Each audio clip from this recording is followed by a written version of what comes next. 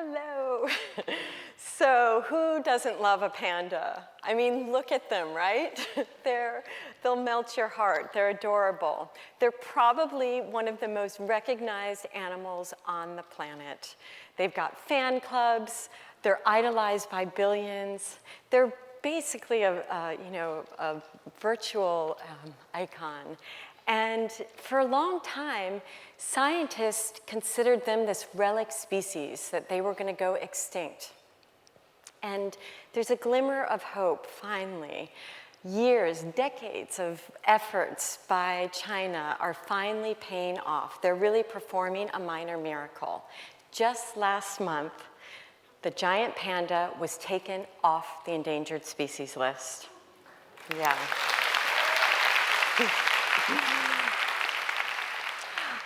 So how did it happen, and why does it matter?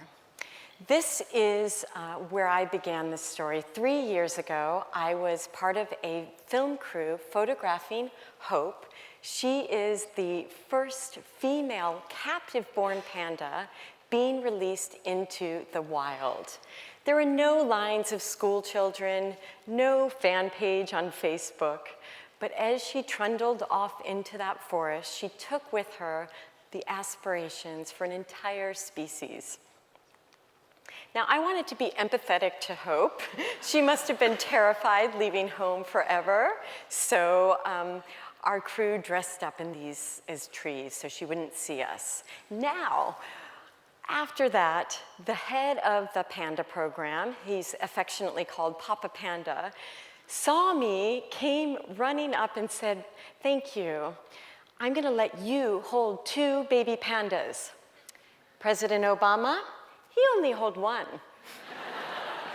So not only did I get 2 baby pandas, that's Papa Panda, with this year's crop of baby pandas, but it turned into this 3-year, most unimaginable exploration into the world of pandas. And you know, it was challenging as a photographer because they're probably the most photographed animal on the planet. Everybody knows what they look like. So how would I make anything different that would surprise our readers? I mean, zoos pay millions of dollars to launch these exhibits of pandas, and they never fail to attract these massive crowds. But once I visited China and started going multiple times, meeting the people behind the panda, learning to understand the panda and trying to think like one, it kind of blew my mind. So they have been around the planet for 8 million years, but were only discovered in the last century. I mean, they were as mythical as Bigfoot. And the first one was captured alive only in 1936, if you can believe that. So if you look at ancient Chinese art, you will see artistic representations of every other kind of animal, even pictures of bamboo. You'll never see a picture of a panda. It's fascinating. And how did they do it? How did they survive 8 million years without being recognized? Well, because they're elusive, but also because of adaptation. They basically changed they're bears, so they ate meat like all bears, but they changed their food, they changed their body, they changed their digestive system to eat a diet almost exclusively of bamboo, so they didn't have to compete with all the other predators. And for a long time, scientists thought that they were this species without a sex drive, and they were going through extreme methods to try to breed these animals in captivity. They were literally bringing in television sets and showing the males, pandas mating. They brought in sex toys and even gave them Viagra. But they finally figured out 2 really important things, and they cracked the code. The first one was the female only has 24 to 72 hours in a year to get pregnant. And the other really important thing was she wants choice. They are very selective about their partners. So this is what a panda looks like when it's born. They're tiny, deaf, blind, helpless, and they're a little squiggle of a thing, 1/900th the size of their mother's body weight. And they're also one of the fastest growing mammals on the planet. They literally grew before my eyes like little shoots of bamboo. They're adorable, right? But if you can believe it, after one generation in captivity, these little cuddly creatures forget how to survive in the wild. They literally have to be trained to be wild. And so they go through these elaborate training programs. One of the most important things, Papa Panda said they should never be comfortable around human beings. And so we all the scientists, all the keepers, and even myself had to wear these panda costumes. And one of the other important things is they have to run away from predators. So they took these giant stuffed leopards and they wheeled them into these enclosures. They scented them and they put audio recordings under them. Now, if the baby panda was curious and ran up and sniffed the leopard, she fails. She goes back to captivity forever. But if she ran up to the top of a treetop, she was successful. And she got to go to the next bigger enclosure. So after they pass more and more tests, they get moved into bigger enclosures, which Papa Panda calls schools. And he calls the biggest school Harvard. And if you graduate Harvard, you graduate to go to the wild. So miracles can happen. How did they do it?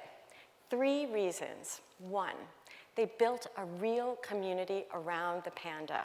Everyone, from scientists to school children, and foreign tourists to local communities were rallying behind this animal.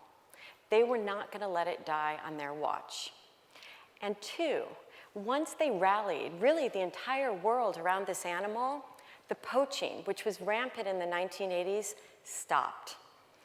And thirdly, and most importantly, they committed massive resources into creating more habitat, expanding habitat, reforesting areas. That's the most critical piece of all of this. And so nature really is resilient, but we have to give it a chance.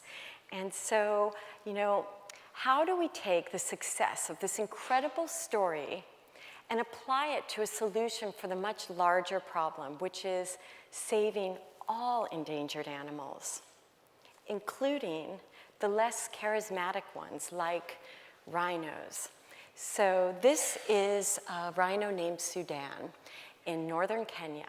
And if you can imagine, it's a northern white rhino, and thousands of them used to roam the plains of East and Central Africa. Today, there are only 3 of these animals alive on the planet. And they have to be guarded around the clock by heavily militarized men.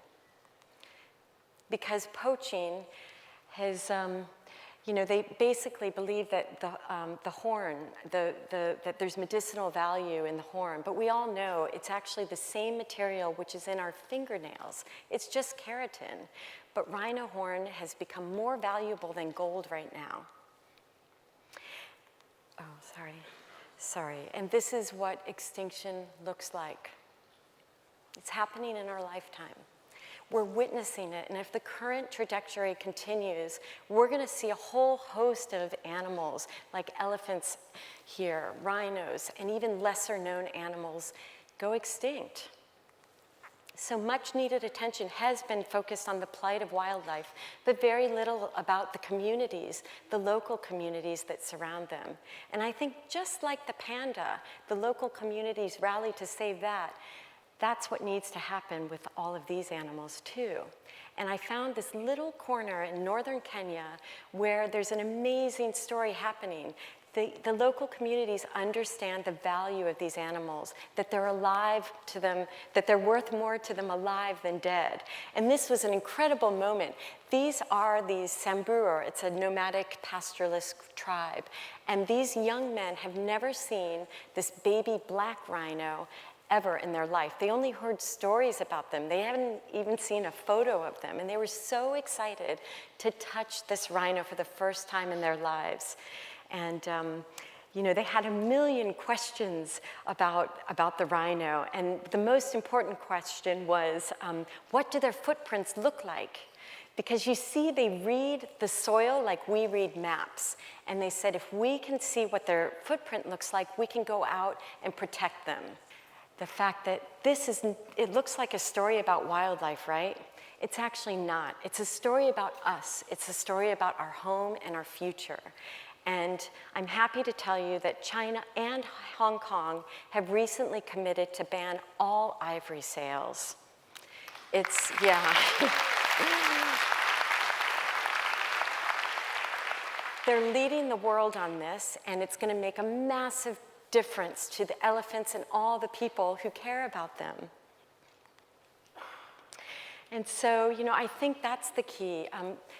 We have to start seeing ourselves as part of nature. And our fate is intricately connected to the fate of all these animals. You know, once we realize this, saving nature is really about saving ourselves. So I ask you today, can we reimagine a world where all life is important?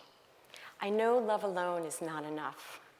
We need to do what China has done for the panda, and we need China's help and all of your help to move forward. Thank you.